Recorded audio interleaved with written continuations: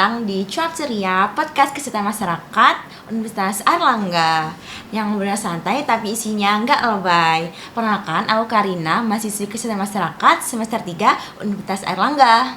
Hai, kenalin, aku Iva, mahasiswi Kesehatan Masyarakat Universitas Airlangga. Dan saat ini sama kayak Mbak Karina dari semester 3. Wah, tentunya hari ini kita tuh bakal ngobrol santai, seru, tapi tetap bermanfaat ya Mbak. Bener banget, nah kita juga udah kedatangan narasumber kita yang super duper keren loh, Fa. Dan kita juga mengusung topik itu yang benar-benar relate buat para mahasiswa. Dan pastinya ini penting banget buat kita para Gen Z, yaitu Real food or fast food.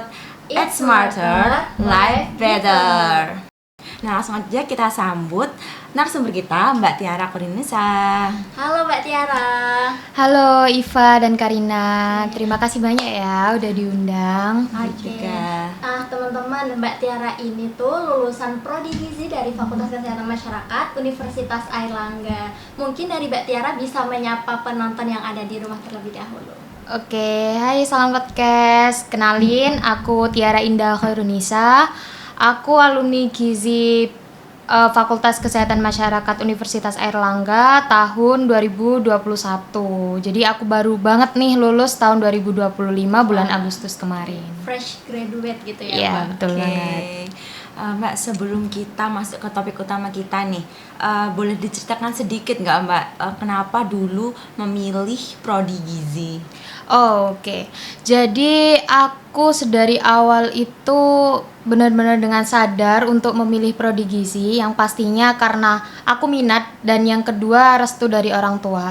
Jadi aku memang awal dari masuk prodi gizi itu tidak ada tujuan yang khusus untuk meniti karir. Nah, kenapa sih memilih prodi gizi? Karena aku pikir ketika aku masuk di prodi gizi itu akan jadi bermanfaat untuk aku, keluargaku, dan maupun lingkunganku ketika aku tidak meniti karir. Jadi tidak menghambat bagaimana perkuliahan nanti bisa menaikkan nilai diriku sendiri, kayak gitu. Berarti memang dari awal sudah punya planning gitu ya? Iya, betul. Jadi kayak Prodi Gizi itu udah kayak niatnya Mbak di jurusan itu. Nah, bener banget. Oke, wah, Menarik banget ya. jujur menarik banget cerita dari Mbak Tiara. Kenapa sih kayak Mbak Tiara bisa memilih prodi gizi dan sekarang alhamdulillah udah lulus ya Mbak? Alhamdulillah. Oke. Nah, Mbak Karina, kayaknya teman-teman yang ada di rumah ini sudah nggak sabar nonton podcast kita. Benar banget. Jadi Oke. kayak tanpa berlama-lama nih, kita mungkin langsung masuk aja ke Cuap Cuap Ceria bareng kita. Nah, dari Mbak Tiara sendiri nih, kapan terakhir kali makan fast food dan pesan apa kalau boleh tahu? Oke. Jadi karena aku ini juga udah punya banyak waktu luang ya, jadi karena aku juga banyak waktu di rumah, jadi aku memanfaatkan ketika di rumah.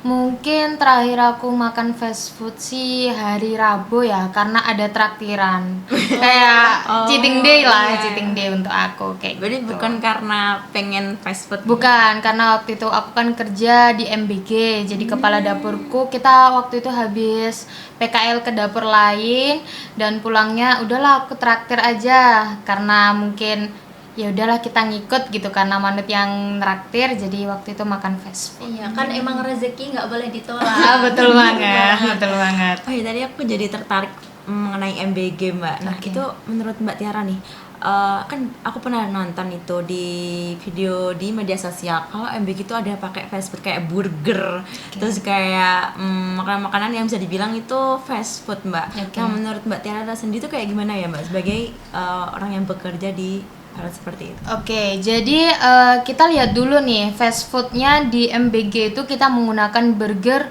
lauknya apa aja. Kalau di dapurku, walaupun kita ada menu burger, semuanya handmade. Jadi kita nggak pakai barang frozenan seperti slice beef untuk isian burger, tapi kita bikin ayam yang sudah kita marinasi, kita tepungin, kemudian kita goreng sendiri. Jadi arti dari kata fast food itu kan ketika dia sudah berkali-kali diolah dan diproduksi secara massal, kemudian sudah melewati proses pengawetan, proses penyimpanan berlebih seperti itu. Berarti kita melihat dulu ya Mbak, tergantung ini burgernya isinya apa. Betul banget. Ada tambahan apa aja tuh? Iya. Tapi di masyarakat luas kan belum tentu tahu gitu loh Mbak ilmunya, kayak ya udah mereka ngiranya pokoknya ini Burger ini fast fast food. food kayak itu masih orang awam ya. orang Iya. awam. Jadi kita sebagai orang yang mungkin lebih tahu dan lebih mengerti. Kita bisa kayak enggak loh, ini tetap real food kok karena masih Oh, ada gizinya. masih ada gizinya. Oke, ya. Jadi karena kita sebenarnya tantangan juga ya di menjalankan program makanan bergizi gratis ini karena sasaran kita tuh bukan Gen Z lagi, Gen Alpha bahkan yang dimana mereka ketika request itu makanan yang fast food gitu, karena kita tahu mereka juga kurang suka dengan real food. Jadi selama seminggu aku kalau cuma menu burger itu cuma 1 kali dalam periode 10 hari. Jadi selama siklus menu 10 hari itu aku cuma ada menu burger itu cuma 1. Selain itu aku beri semuanya real food dengan sayuran yang lengkap, tumis-tumisan, yang dimana aku berharapnya ketika anak mencoba di situ kan dari awasan sekolah mungkin dia akan lebih menghargai makanan yang dia dapat seperti itu.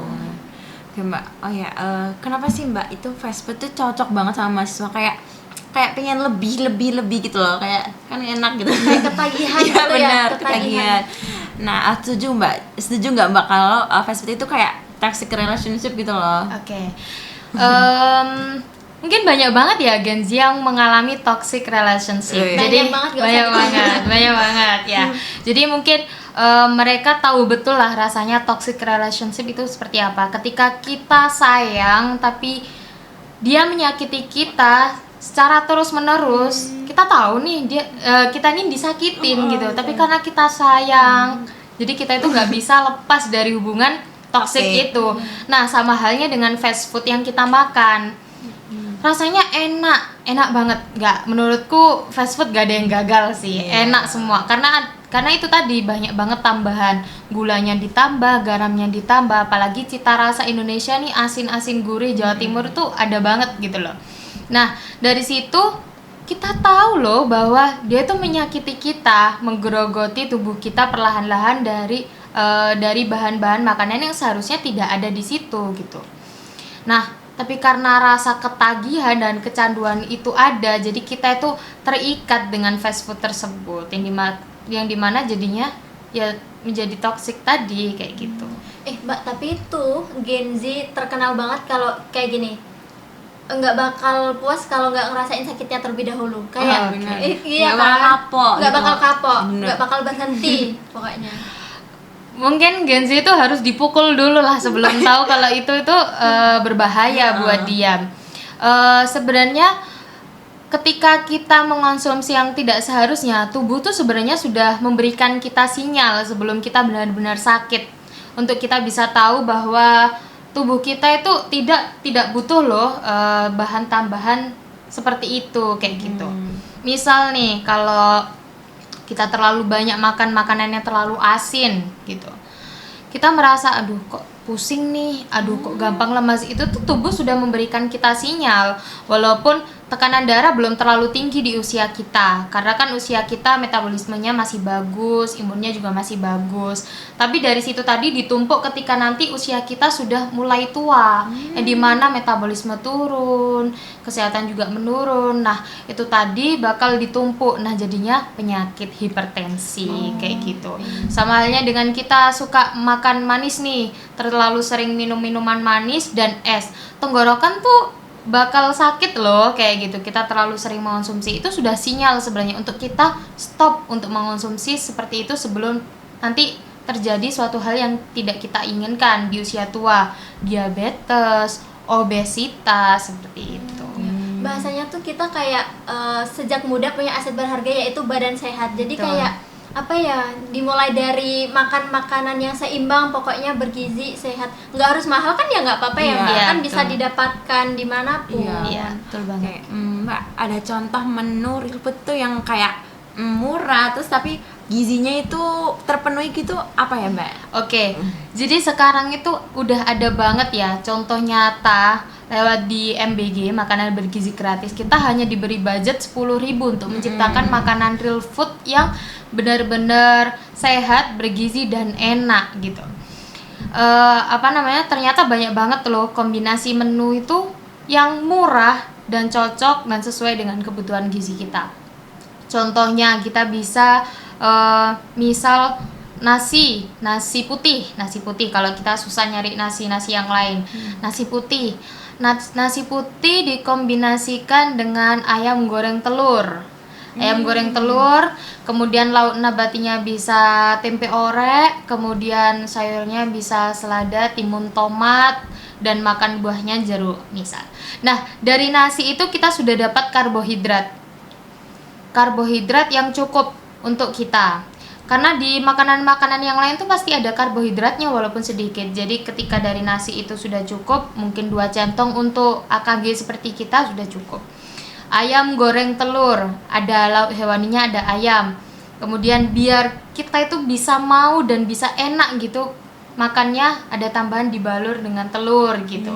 Jadi kan kayak ada krenyes-krenyesnya dan biar gak bosen ayam yang digoreng itu aja. Ada tambahan telur. Jadi di situ sudah ada 2 lauk hewani. Kemudian kita pingin sensasi yang manis nih, karena tadi ayam goreng telurnya udah gurih, udah enak. Kita coba nih yang manis, orek tempe. Orek tempenya yang basah, tempenya yang agak besar-besar dipotong dadu. Itu udah cukup untuk tambahan protein lauk nabati kita. Kemudian sayurnya nih, karena bingung ya, mungkin rasanya udah ada asin, udah ada manis, kita butuh yang fresh. Kita ambil dari sayur-sayuran yang masih segar. Selada, timun, tomat, itu kan masih fresh banget kan, karena bukan dari tumis-tumisan yang ditambahkan kecap atau apa, jadi kayak masih fresh, netralisir di lidah banget gitu. Terus nanti di akhirnya pencuci mulut, jeruk kayak gitu. Jadi kayak tergantung pintar-pintar gimana cara kita mengatur ya, Oke, Mbak. betul banget. Dan juga menyajikan makanannya itu sih, kalau makanannya menarik kita tuh kayak otomatis waduh suka habis gitu. Iya, betul banget. Oke, Mbak Tiara. Kita mulai dari yang mungkin paling dekat sama mahasiswa ya. Nah, menurut Mbak nih, kalau dilihat dari keseharian mahasiswa zaman sekarang, itu sebenarnya pola makan kita sendiri itu kayak gimana sih, Mbak? Apakah didominasi dengan fast food atau udah masih ada harapan gitu ke makanan yang real food? Oke, selama aku menjalani perkuliahan sebenarnya tidak seburuk stereotip orang yang pikirkan ketika mahasiswa tuh pengennya yang praktis. Solusinya fast food gitu. Padahal ketika di lapangannya juga banyak kok teman-teman aku ini udah mulai ada kesadaran beralih ke real food. Karena sebenarnya seperti ini, pilihan real food tuh ketika orang mikirnya mahal, ribet, nanti kita buru masak-masaknya lagi, tanpa kita tahu tuh maksud dari fast food sendiri itu ketika bukan makanan warteg gitu. Makanan warteg tuh maksudnya real food loh. Ketika mahasiswa itu nggak mampu untuk masak sendiri, mungkin di mahasiswa kesehatan itu nggak punya waktu yang panjang, jadi mereka nggak sempat untuk masak, kita bisa akalin dengan mengonsumsi real food. Contohnya coba dari makanan warteg, yang dimana kita lihat dulu lingkungannya bersih, higienis, dan kondusif, makanannya tertutup dengan rapi dan tidak ada lalat dan sebagainya. Nah, dari situ banyak makanan rumahan yang bisa kita kombinasikan, nasi, sayur, lauk, dan mungkin ada yang jual buah. Nah, dari situ kita punya opsi nih sebagai mahasiswa, gimana sih caranya agar kita tidak terus-menerus memikirkan dan mengonsumsi fast food ketika kita tidak punya waktu yang cukup, kayak gitu. Jadi sebenarnya sama aja ya, Mbak, kayak dari segi kepraktisan gitu. Maksudnya kayak real food tuh kayak nggak harus yang kayak salad atau kayak yang bener-bener kayak gimana gitu. Sebenarnya kayak makanan warteg tuh juga termasuk real food. Oh iya. Teman-teman, sekarang kita nanya langsung ke Mbak Tiara. Menurut Mbak Tiara sendiri, perbedaan apa sih yang paling nampol banget antara real food sama fast food? Mungkin terkait nutrisinya atau mungkin jangka panjangnya. Oke. Jadi kita bahas dulu tentang nutrisinya mungkin ya. Perbedaan real food dan fast food dari sudut pandang nutrisi. Jadi real food itu kita tahu bahan-bahan dari alam yang dimana kandungan gizinya itu sudah tersedia oleh alam gitu.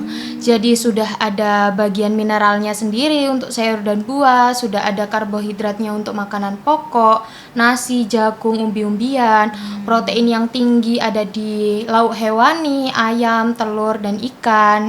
Kemudian juga ada protein dari lauk nabati. Nah, perbedaan yang nampol sendiri dari fast food itu ketika fast food tuh kita menambahkan sesuatu yang tidak seharusnya ada di makanan itu. Ya, misal gini, kita ibaratnya real food nih.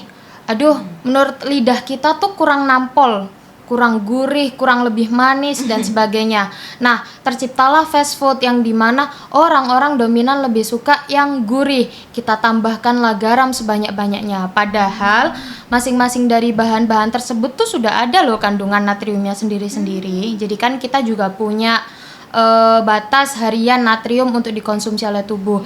Nah, fungsi fast food di situ itu menambahkan sesuatu hal yang tidak perlu ditambahkan lagi. Dari situ kandungan nutrisinya jadi berlebih, yang dimana tidak terlalu dibutuhkan sebenarnya oleh tubuh kayak gitu. Kalau nanti untuk efek jangka panjangnya tentu dilihat dari bahan makanan yang tambahan tadi yang terlalu banyak masuk ke tubuh kita. Gizi itu bukan tentang kita hari ini makan, besok langsung sakit. Enggak, kita modelnya itu akan menumpuk penyakit. Nah, menumpuk penyakit tuh maksudnya efek jangka panjangnya. Kita boleh nih, misal, kalau kita dengan sadar, alah nggak apa-apa, besok kan nggak langsung pusing gitu. Terlalu banyak makan garam. Tapi ketika ditumpuk, nanti garam dalam tubuh itu meningkat, menumpuk, nanti efeknya jadi tekanan darah kita jadi naik, kita jadi mudah pusing, kita jadi mudah lemas. Nanti ketika kita di usia produktif, usia 30 ke atas, adalah itu namanya nanti penyakit resiko-resiko ke serangan jantung, hipertensi, diabetes karena terlalu banyak gula, mungkin dari minuman pemanis kayak boba-boba saat ini, kayak gitu. Jadi kayak kenikmatan sesaat gitu ya, Mbak. Betul banget. Dan kayak sesuatu yang berlebihan tuh pastinya nggak baik ya, Mbak. Betul Oh iya banget. Mbak, kan jangka panjang ya Mbak, arti misal nih beberapa tahun ke depan nih ada seseorang kayak sakit di ususnya, kayak ini sih kamu waktu umur belasan tahun sering makan mie, meskipun mie-nya ini dicampur sama telur. Oke. Telur kan termasuk ini ya Mbak, Sumber protein ya? Iya, Iya, betul. Gitu. Berarti itu campuran gitu ya. Iya. Jadi kalau kayak gitu tuh gini, kita kan di gizi itu fleksibel sebenarnya, karena kita juga tidak bisa nge-cut off apa yang orang inginkan. Tapi kita bisa berikan solusi gimana agar itu bisa dikonsumsi dalam batas yang wajar dan waktu yang tidak sering. Misal, kita suka nih dengan mie. Mau gimana pun masyarakat Indonesia pasti suka dengan mie instan. Pasti suka. Ya, betul banget. Aku juga gitu.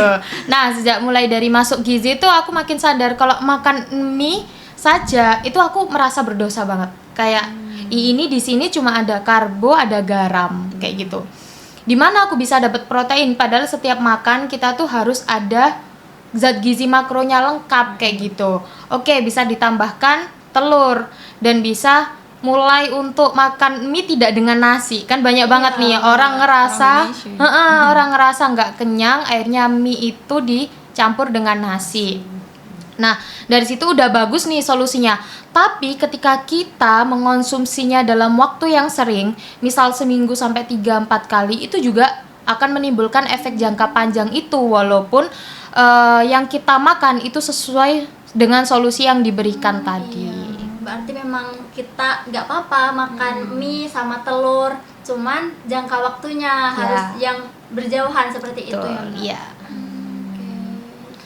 Nah Mbak, ini penting banget sih Mbak, mungkin buat anak kos, terus anak deadliner, terus anak organisasi, dan semua anak yang mungkin mahasiswa yang hidupnya serba cepat. Nah, apa sih Mbak dampak kesehatan apabila mahasiswa itu terlalu sering mengkonsumsi fast food nih Mbak? Lalu berapa kali sih konsumsi fast food dalam seminggu itu yang aman, dan kapan itu bisa menjadi berbahaya? Oke, jadi ini adanya sebab akibat ya.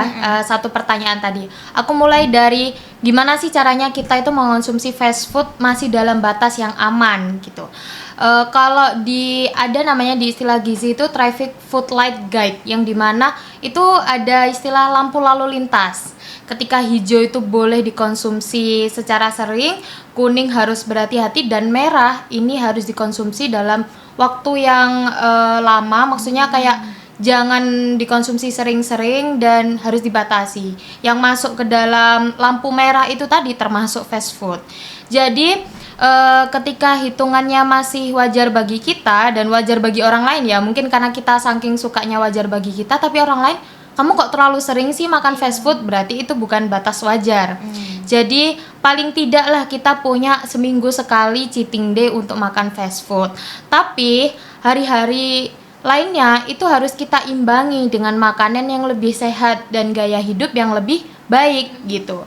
Jadi kita mikirnya kita lagi stres, kita bisa alihkan ke fast food untuk cheating day, tapi kita berkomitmen untuk udah nih hari ini aku udah nih fast food, selanjutnya aku akan real food apapun kondisi hatiku, karena mau nggak mau kita harus tetap mengonsumsi yang sehat-sehat. Nah, ketika itu sudah mulai berbahaya jika dikonsumsinya dalam kurun waktu yang sering, seperti udah sampai menginjak ke seminggu 3 kali sampai 4 kali kayak gitu. Nah, dari situ nanti pastilah kita ini sudah dewasa kan, sudah bisa mengerti mana yang baik, mana yang buruk. Ketika kita mengonsumsi fast food itu dalam jumlah yang banyak dan waktu yang sering, itu akan menumpuk penyakit bagi kita. Karena aku juga selama magang di kampus itu banyak aku menemukan remaja-remaja di usia kita sudah terkena diabetes mellitus karena memang mengonsumsi makanannya kurang benar. Sekali makan langsung berapa centong nasi dan segala macam fast food maupun olahan-olahan lainnya. Dari situ kita bisa berpikir bahwa investasi kesehatan bagi tubuh kita itu lebih mahal daripada praktisnya fast food itu sendiri. Benar banget. Oh iya, terkait tadi yang belum tentu menurut kita wajar, menurut kita baik, tapi orang lain kan yang bisa menilai ya Mbak. Betul. Kayak contohnya, ih kamu jangan makan mie keseringan deh. Padahal menurut aku nggak apa-apa kok, wajar makan mie 3 kali 1 minggu gitu. Oke. Betul banget. Oh iya Mbak, aku sendiri sebagai mahasiswa, apalagi aku ngekos gitu ya, dan mungkin teman-teman yang ada di rumah lain juga, tentunya mungkin mahasiswa sama ngekos, itu tuh kayak gimana Mbak? Tahu kok, kita tuh aslinya tahu banget kalau misalkan kita tuh harus makan makanan yang bergizi dan sehat.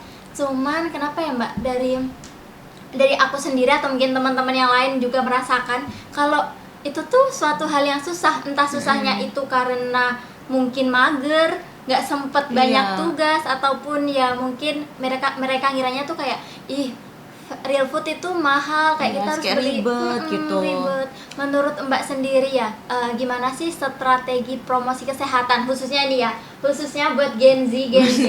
Nah, khususnya buat Gen Z supaya kita tuh bisa memulai untuk mengubah pola makan yang sehat. Oke. Jadi menurut aku yang paling penting dan yang paling mendasar untuk bisa kokohnya pendirian kita itu ketika kita tahu kalau sesuatu yang buruk itu buruk untuk kita gitu. Kita yang pertama kali itu harus sadar ketika fast food itu buruk loh gitu, dan buruk untuk kita gitu. Ketika kita sudah tahu dan ketika kita sudah banyak tahu gimana cara alternatif untuk makan yang sehat, dan kita sudah mulai punya kesadaran, kita harus perlahan-lahan untuk bisa melakukannya. Nggak perlu terburu-buru, nggak perlu muluk-muluk, ibaratnya kita perlu melakukan itu dengan sedikit perlahan, tapi pokoknya ada progres yang meningkat dan tetap konsisten. Jadi ketika aku kuliah ya, mungkin aku mulai menyadari pentingnya makan sehat itu ketika aku sudah mulai belajar tentang penyakit ya. Kita sama-sama Gen Z lah. Kita sama-sama tahu batunya Gen Z gimana. Aku pun juga Gen Z gitu. Jadi mungkin awal-awal aku masuk ke prodi gizi, belum menyentuh gizi sesungguhnya, aku belum tahu bagaimana hakikat gizi sesungguhnya. Aku tuh banyak magernya. Apalagi kan tugas-tugas masih awal-awal kuliah nih, baru pertama kali gitu kan ya, aduh kok berat banget gitu, aduh mager, aku pesan online aja lah, aku beli yang praktis gitu. Nah setelah aku mulai tahu dan mulai sadar tentang ini penting banget loh gitu, penyakitnya nggak main-main, kemudian berobatnya juga mahal sekali, jadi aku mulai sadar dan berusaha, walaupun waktu itu sempit, aku tetap akan berusaha karena kesadaran diri itu penting banget yang paling pertama. Nah, cara aku nih, tips aku, ketika kita nih kan pulang nih dari kuliah, kita udah mulai pulang ke kos, nanti pasti mungkin di kos mengerjakan tugas yang menumpuk. Jadi sembari kita pulang, kita sempatkan waktu untuk beli makanan yang lengkap gitu. Real food tuh nggak mahal loh, bahkan lebih murah karena semuanya tersedia di Indonesia, ibaratnya bahan-bahannya gitu. Misal nih kita sebagai anak kos, kita punya fasilitas Magicom atau untuk menanak nasi, kita nanaklah nasi untuk kita 1 hari, cukup untuk kebutuhan kita 1 hari. Sudah, ketika pulang dari kuliah, kita bisa mampir ke tempat makan yang jual makanan yang beragam. Mulai dari lauk hewani, lauk nabati, sayur juga paling penting.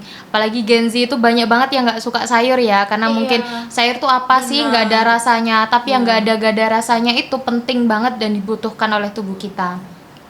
Dan nih pulang dari kuliah, kita mampir, ibu beli telur rebusnya 1, terus ayam kecapnya 1, kemudian beli tahu 1, tempe goreng 1, sayurnya capcay aja deh 3.000, udah dapet nih seplastik. Nggak pakai nasi neng, nggak usah ibu, lauk aja gitu. Orang warteg pasti udah hafal banget lah ciri khasnya anak kos. Udah nih, kita dari pulang di situ, kita ambil piring, kita ambil nasi yang udah kita nanak, masukinlah 1 lauk hewani, 1 lauk nabati, sayurnya kita ambil setengah gitu. Misal kita makan di jam 12 siang, udah kenyang karena yang dibutuhkan oleh tubuh serat, protein yang bisa nahan kenyang lebih lama itu udah masuk ke tubuh kita. Kita belajar juga bisa konsentrasi karena asupan juga udah masuk. Nanti mulai kerasa lapar lagi nih sebelum jam 6 sore. Kita makan yang tadi karena masih belum basi kan. Jadi kita bisa manfaatkan suhu tadi, suhu dingin maupun suhu panas untuk kembali mengamankan makanan tersebut. Terus kita makan lagi. Itu terhitung lebih murah loh dibandingkan kita setiap makan beli fast food kayak gitu. Dan pastinya juga kenyang lebih lama ya, Betul Mbak. banget. Dan mungkin perubahan itu memang harus dimulai dari diri kita sendiri dan kesadaran diri kita sendiri. Betul juga. banget. Berarti statement orang-orang terkait real food itu mahal, mitos atau fakta? Berarti jawabannya Mitos. Mitos. Ya, benar. Oke. Nah, Mbak Tira, sebelum kita tutup nih, boleh nggak Mbak kasih satu pesan singkat nih buat para mahasiswa di luar sana dan penonton di rumah yang mungkin masih struggling nih antara fast food atau real food? Oke, jadi pesan aku untuk mahasiswa, ya teman-temanku, teman-teman Karina dan Iva dan yang lain di luar sana, pertama, kita sebagai mahasiswa kesehatan, sebelum kita bisa merangkul lingkungan kita harus membenahi diri kita sendiri. Dari awal kita harus punya komitmen diri kita sendiri. Ketika kita mau sharing seperti ini, berarti diri kita harus benar dulu. Ibaratnya kayak mulai perlahan untuk kita bisa menyadari seberapa pentingnya investasi kesehatan ke dalam tubuh. Apalagi kalau tentang gizi itu selalu tentang makanan yang masuk ke dalam tubuh. Apapun yang kita lakukan, misalnya aktivitas olahraga yang kita lakukan itu tidak akan maksimal jika kebutuhan asupan makanan per hari kita juga tidak optimal yang masuk ke dalam tubuh. Seperti itu. Mbak mau nanya, karena kita kan sama-sama di ranah kesehatan masyarakat gitu ya. Kita tuh pengennya setelah mendapatkan ilmu, nah di perkuliahan kita tuh pengen jadi agen perubahan. Bukan hanya untuk diri kita sendiri, tapi mungkin bisa terjun ke masyarakat atau lingkungan sekitar, dimanapun kita berada itu. Caranya gimana ya Mbak? Oke, jadi caranya tetap kita harus berubah, membenahi diri kita sendiri, tapi nanti itu masyarakat tuh otomatis kok untuk melihat kita itu sebagai contoh gitu. Ketika aku sudah lulus dari Prodi Gizi Unair dan memasuki dunia pekerjaan, orang-orang yang tidak punya latar belakang kesehatan tuh melihat aku sebagai orang yang sangat sehat gitu.